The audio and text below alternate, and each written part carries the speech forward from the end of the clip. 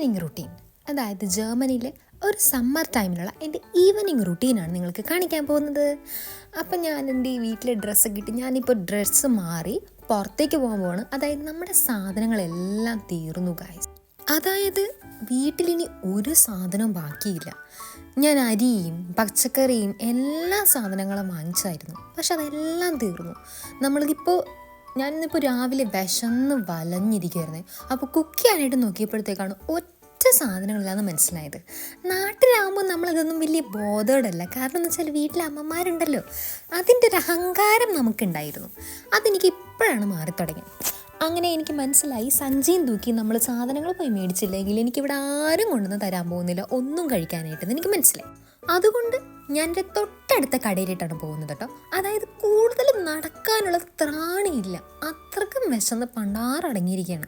അതുകൊണ്ട് ഞാൻ വിചാരിച്ചു പെന്നിയിൽ പോകാമെന്ന് വിചാരിച്ചു. എൻ്റെ വീടിൻ്റെ തൊട്ടടുത്താണ് ഈ പെന്നിയിൽ അത്യാവശ്യം സാധനങ്ങൾ കിട്ടും. നമുക്ക് കുറച്ച് അത്രക്കങ്ങ് ലാഭത്തിന് അല്ല, എന്നാലും കുഴപ്പമില്ല. അരിക്കൊക്കെ ഏകദേശം ഇവിടെ ഒരേ റേറ്റാണ്. അപ്പോൾ ഞാൻ പെന്നിയിലേക്ക് കയറുകയാണ്. ഞാൻ ആദ്യം അരി മേടിക്കാമെന്നാണ് വിചാരിച്ചത്. പിന്നെ ഞാൻ വിചാരിച്ചു വേണ്ട, ചപ്പാത്തി ഓൾറെഡി ഫ്രിഡ്ജിലിരിപ്പുണ്ട്, അതെങ്ങനെയെങ്കിലും തീർത്തിട്ട് മതിയല്ലോ. അപ്പോൾ ഞാൻ ഇതിന് പകരമായിട്ട് എന്തെങ്കിലും പച്ചക്കറികൾ അല്ലെങ്കിൽ എന്തെങ്കിലും ഐറ്റംസ് കുക്ക് ചെയ്യാൻ വേണ്ടിയിട്ട് കറി ആക്കാൻ വേണ്ടി മാത്രം മേടിക്കാമെന്ന് വിചാരിച്ചു. ഞാൻ നേരെ പോയത് എൻ്റെ സ്നാക്സ് എടുക്കാനാണ്. അതിന് മുന്നേ എനിക്ക് ഏറ്റവും പ്രധാനപ്പെട്ട ഒരു കാര്യമുണ്ട്, എൻ്റെ ചോക്ലേറ്റ് ഡ്രിങ്ക്. 0.79 മാത്രമുള്ള എൻ്റെ ചോക്ലേറ്റ് ഡ്രിങ്ക്, അതിലേറ്റവും ചുളുങ്ങാത്ത ഒരു പാക്കറ്റ് ഞാൻ എടുത്തിട്ടു. എന്താണെന്നറിയില്ല, കടയിൽ വന്നു കഴിഞ്ഞാൽ ഇത് കുടിച്ചില്ലെങ്കിൽ, ഇത് മേടിച്ചില്ലെങ്കിൽ എനിക്ക് സമാധാനമില്ല. അങ്ങനെ ഞാൻ പിന്നെ ഒരു ചിപ്സ് പാക്കറ്റ് കൊടുത്തു. ഈ ചിപ്സ് പാക്കറ്റ് എനിക്ക് വളരെ ഇഷ്ടമാണ്, കാരണം അതിനൊരു ഫ്ലേവർ ഒന്നുമില്ല, ഉപ്പും വെളുത്തുള്ളിയും മാത്രമേ ഉള്ളൂ, അതെനിക്കിഷ്ടം. പിന്നെ ഈ സൈഡിൽ കാണുന്നതെല്ലാം മാഗി ഐറ്റംസ്, പല പല പ്രോഡക്റ്റ്സാണ്. ഇതെല്ലാം വേവിച്ച വെജിറ്റബിൾസും കിട്ടും, അതുപോലെ തന്നെ ഇതേപോലെ പരിപ്പ് കാര്യങ്ങളൊക്കെ കിട്ടും. അപ്പം ഞാനൊരു വൻപയർ എടുത്തു. വൻപയർ എന്നാണോ ഇതിന് പറയുന്നത്? ഓക്കെ, എന്തെങ്കിലും ആവട്ടെ. നമ്മുടെ നാട്ടിൽ അധികം കാണാറില്ല ഇത്. പിന്നെ ഇവിടെ കുറേ സംഭവങ്ങൾ ഉപ്പിലിട്ട് വെച്ചിട്ടുണ്ട്. ഞാനിതൊന്നും ട്രൈ ചെയ്തിട്ടില്ല, കാരണം എനിക്കിതൊന്നും ഇഷ്ടമല്ല. ഇത് കാണുമ്പോൾ തന്നെ എനിക്ക് ഇങ്ങനത്തെ ഉപ്പിലിട്ടത് നാട്ടിൽ വെച്ചും എനിക്ക് വലിയ താല്പര്യം ഉണ്ടായിരുന്നില്ല, അതുകൊണ്ട് ഞാൻ മേടിക്കാറില്ല ഇതൊന്നും. പിന്നെ ഇതൊക്കെ പയറ് പരിപ്പ് അങ്ങനത്തെ ഐറ്റംസ് ഉണ്ട്. പിന്നെ ടാനിൽ കിട്ടുന്ന ട്യൂണ ഫിഷാണിത്. ഞാനിതൊരിക്കലും ട്രൈ ചെയ്ത് നോക്കി, പക്ഷേ എനിക്ക് അത്ര ഇഷ്ടമായില്ല. കാരണം നമുക്ക് നല്ല ഫ്രഷ് മീൻ കഴിച്ചവർക്ക് ചിലപ്പോൾ ഇഷ്ടപ്പെടണം എന്നില്ല, ചിലർ ഓക്കെയാണ്. ഞാനതുകൊണ്ട് ഈ പരിപാടി നിർത്തി. എനിക്കത് ഇഷ്ടമാവുന്നില്ല എന്ന് മനസ്സിലായി. പിന്നെ ഇവിടെ കോമൺ ആയിട്ട് വെജിറ്റബിൾസും ഇത് മാത്രമല്ല, നമുക്ക് ജനറലായിട്ട് അത്യാവശ്യം വേണ്ട സാധനങ്ങളെല്ലാം കിട്ടും. അങ്ങനെ തന്നെയാണ് ഇവിടുത്തെ പൊതുവെയുള്ള എല്ലാ ചെറിയ സൂപ്പർ മാർക്കറ്റ് പോലത്തെ എല്ലാ സ്ഥലങ്ങളും ഇങ്ങനെ തന്നെയാണ്. ഞാൻ വിചാരിച്ചു ഉരുളക്കിഴങ്ങ് മേടിക്കാമെന്ന് വിചാരിച്ചു. ഉരുളക്കിഴങ്ങ് ഇവിടെ വളരെ ലാഭത്തിന് കിട്ടും കേട്ടോ. അതായത് നമുക്ക് ഒരു 2.5 കിലോത്തിൻ്റെ പാക്കറ്റ്, അങ്ങനെ വളരെ ലാഭം എന്ന് വെച്ചാൽ നാട്ടിൽ വെച്ചിട്ടല്ല, ഇവിടെ വെച്ചിട്ട് കമ്പാരിറ്റീവ്ലി ലാഭമാണ്. സവോള, പിന്നെ ഇവിടെ കുറേ ഐറ്റംസൊക്കെ ഇരിപ്പുണ്ട്, മല്ലിയില പോലത്തെ ഐറ്റംസ്. അതായത് സത്യത്തിൽ അതെന്താണെന്ന് ഞാൻ നോക്കിയിട്ടേ ഇല്ല കേട്ടോ, കാരണം ഇങ്ങനത്തെ ഐറ്റംസൊന്നും എനിക്ക് വലിയ താല്പര്യമില്ല. ഇതൊന്നും ഞാൻ ഇടാറൊന്നുമില്ല, ജസ്റ്റ് ഒരു തട്ടിക്കൂട്ട് ഫുഡ് ഉണ്ടാക്കലാണ് എപ്പോഴും നമ്മുടെ പരിപാടി. പിന്നെ ഈ സെക്ഷൻ നിങ്ങളെല്ലാവരും ശ്രദ്ധിച്ചിട്ടുണ്ടാകുന്ന സെക്ഷൻ ആയിരിക്കുള്ളൂ, അതായത് ബിയർ. നമുക്ക് പലതരത്തിലുള്ള ഡ്രിങ്ക്സ് അത് വളരെ അഫോർഡബിളായിട്ട് കിട്ടും. പക്ഷേ എനിക്ക് ഡ്രിങ്ക്സിനോട് താല്പര്യമില്ലാത്തതുകൊണ്ട് ഞാൻ ഈ ഭാഗത്ത് അധികം ശ്രദ്ധിക്കാറില്ല.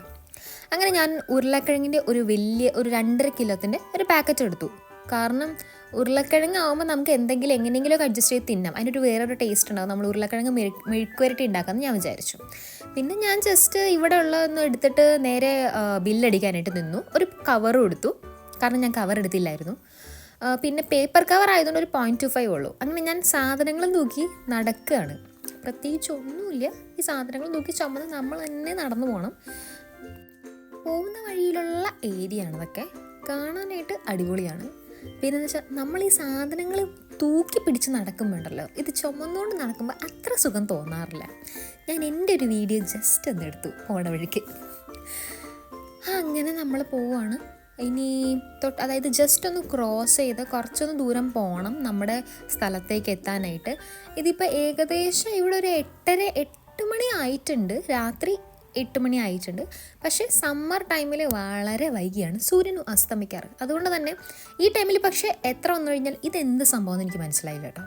ഇത് എന്തോ മേ ബി എന്തെങ്കിലും ഒരു കഴിഞ്ഞ വർഷം മുമ്പൊക്കെ ഉണ്ടായിരുന്ന ആ മരിച്ച ആളുകളൊക്കെ ഉണ്ടല്ലോ നമ്മുടെ വാർ ടൈമിൽ, അങ്ങനെ എന്തെങ്കിലും ആയിരിക്കണം. എനിക്കതിനെപ്പറ്റി വലിയ ഐഡിയ ഇല്ല. ഞാനപ്പോൾ ജസ്റ്റ് ഒന്ന് എടുത്തതേ ഉള്ളൂ.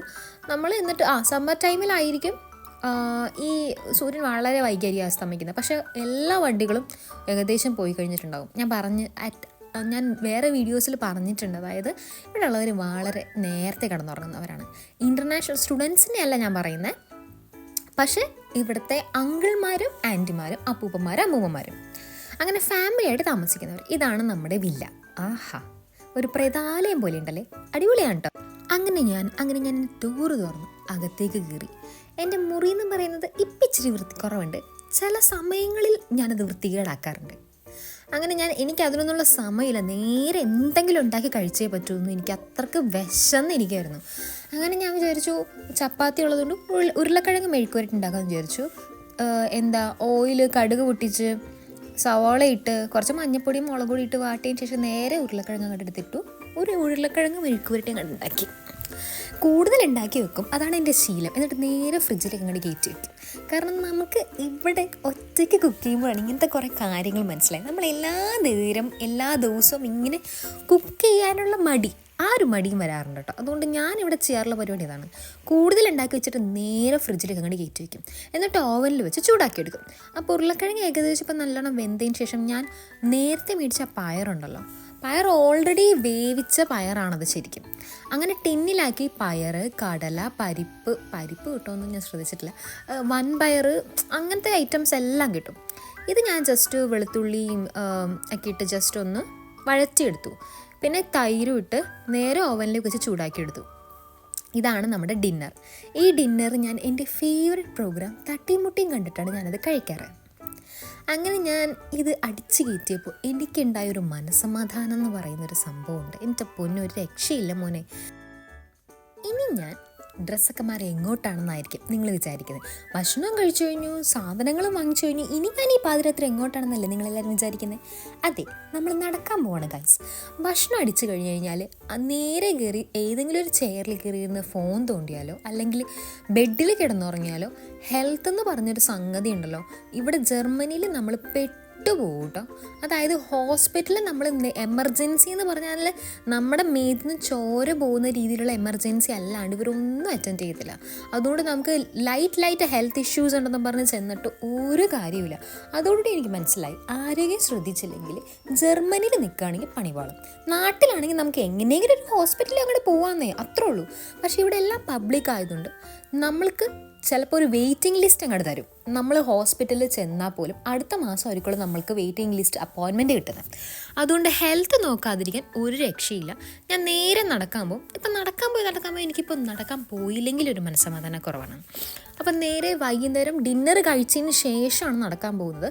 കാരണം അതോടുകൂടി നമ്മുടെ ഫുഡും ദഹിക്കും, എന്നാൽ നമുക്ക് നമ്മുടെ ബോഡിയിലേക്ക് അധികം ഫാറ്റ് അടിഞ്ഞ് കയറത്തില്ല. ഞാൻ ഏകദേശം ഒരു രാത്രിയായി ഓൾമോസ്റ്റ് ഒരു അരമണിക്കൂർ മുതൽ ഒരു 3/4 മണിക്കൂർ വരെ നടക്കും. അപ്പോഴത്തേക്ക് ഏകദേശം ഇരുട്ടി. ഇപ്പോൾ ഏകദേശം ഒരു 9:30 ആയിട്ടുണ്ട്. ഇനി ഈ സമയത്തും ഇവിടെ സ്ട്രീറ്റ് ലൈറ്റ്സ് അവൈലബിൾ ആണ്, ആളുകളൊക്കെ അത്യാവശ്യമൊക്കെ ഉണ്ടാകും. അതുകൊണ്ട് കുഴപ്പമില്ല. ഞാൻ നടക്കാൻ പോയതിന് ശേഷം വന്ന് കുളിച്ചു. ഇനി കുറച്ച് നേരം സ്വസ്ഥമായിട്ട് കുറച്ച് നേരം എന്ന് വെച്ച് കഴിഞ്ഞാൽ മാക്സിമം ഒരു അരമണിക്കൂർ അല്ലെങ്കിൽ ഒരു മണിക്കൂർ, ആ ടൈം അനുസരിച്ചിരിക്കും. കുളിച്ചതിന് ശേഷം നേരെ വന്ന് കുറച്ച് നേരം ഒന്ന് പഠിക്കും. കാരണം പഠിച്ചു കഴിഞ്ഞാൽ നമുക്ക് പഠിക്കാനുള്ളത് നേരത്തെ തന്നെ തീർത്തില്ലെങ്കിൽ, അസൈൻമെൻറ്റ്സും കാര്യങ്ങളൊക്കെ തീർത്തില്ലെങ്കിൽ എൻ്റെ സബ്ജക്റ്റിൽ കുറച്ച് പ്രശ്നമാണ്. നമ്മൾ റെഗുലറായിട്ട് അപ്ഡേറ്റ് ചെയ്തുകൊണ്ടേ ഇരിക്കണം. അതുകൊണ്ട് വന്നതിന് ശേഷം കുറച്ച് പരിപാടികൾ ഹോംവർക്കൊക്കെ ചെയ്തതിന് ശേഷം നേരെ കയറി കിടന്നുറങ്ങും. അപ്പോൾ ബൈ.